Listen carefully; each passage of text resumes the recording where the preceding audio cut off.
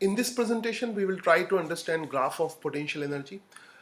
तो पहले हम जो पोटेंशियल एनर्जी लेंगे वो होगी U is equal to m g into y.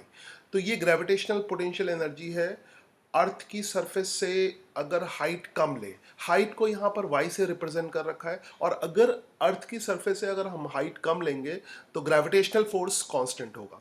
तो हम इसका ग्राफ बनाते हैं, U is equal to m g y का ग्राफ बनाते हैं।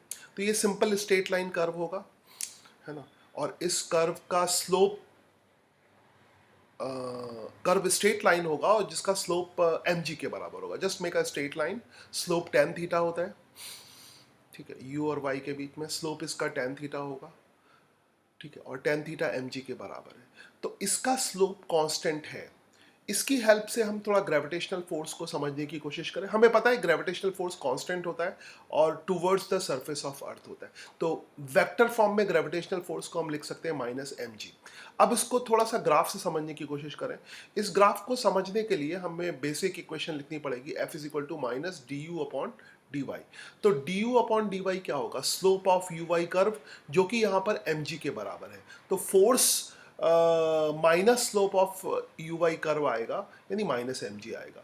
तो फॉर्मूले से, इस वाले फॉर्मूले से और ये वाला एक्सप्रेशन, दोनों एक्सप्रेशन आपस में सही तरीके से कोऑर्डिनेट करते हैं। तो that means you understood this formula. ये दोनों फॉर्मूले एक ही बात है। तो ये graphical understanding of gravitational force है। This will be tan theta. Now अब इसी चीज़ को हम वेरिएबल ग्रेविटेशनल फोर्स के लिए देखेंगे। सो पहले तो यहाँ पे लिख लो, स्लोप पॉजिटिव है, यहाँ पर स्लोप ऑब्वियसली पॉजिटिव है। स्लोप पॉजिटिव है तो फोर्स नेगेटिव होगा। तो जहाँ पे पॉजिटिव स्लोप होगा वहाँ पे फोर्स नेगेटिव होगा। तो पॉजिटिव स्लोप है, क्योंकि f is equal to minus d u upon d y होता है। चलो अब हम इसको वेरिएबल फोर्स के लिए एनालाइज करते हैं। तो वेरिएबल ग्रेविटेशनल फोर्स में पोटेंशियल एनर्जी का फॉर्मूला कितना हो जाएगा? G m into m divided by r square. तो यहाँ पर आर क्या होगा? Distance from centre of earth. Distance from centre of earth, किस पॉइंट की डिस्टेंस? कोई भी पॉइंट ले सकते हैं, मगर r distance from the centre of earth है, किसी भी पॉइंट की, है ना। सेंटर ऑफ अर्थ से दूर कोई भी पॉइंट ले लो। तो u is equal to minus G M m divided by r. तो हमें इसमें फोर्स का एक्सप्रेशन पता है, जो हम डिफ्रेंशिएट करके निकाल लेंगे, है ना, minus d u upon d are करके निकाल लेंगे। तो हम पहले निकाल चुके। पहले इसका ग्राफ बनाते हैं। तो अगर इसका ग्राफ बनाए तो पहले तो इसका जो ग्राफ होगा वो निगेटिव कर्व होगा, ठीक है, निगेटिव कर्व होगा। तो ग्राफ बनाने के लिए थोड़ा सा एनालिसिस करें। u is equal to minus G M m by r है। So this it is graph between u and r, and in the analysis you can see कि in this expression this is minus gm by r, तो ur is equal to minus G m into m, यानी u into r की value किसके बराबर है? Minus G m into m के बराबर है।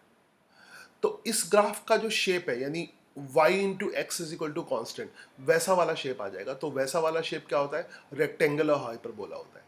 और यहाँ पर ये जो कांस्टेंट है वो निगेटिव है। तो रेक्टेंगुलर हाइपरबोला या तो इस तरह का होगा और या तो इस तरह का होगा। तो ऑब्वियसली इस तरह का रेक्टेंगुलर हाइपरबोला होगा। तो क्योंकि इन दोनों तरह के क्या होंगे कि इसमें, इस वाले में r की वैल्यू, नेगेटिव वैल्यू के लिए u की वैल्यू पॉजिटिव आएगी, तभी u और r का प्रोडक्ट क्या होगा? नेगेटिव होगा। तो u और r का प्रोडक्ट नेगेटिव होने के लिए दोनों अपोजिट साइन के होने चाहिए।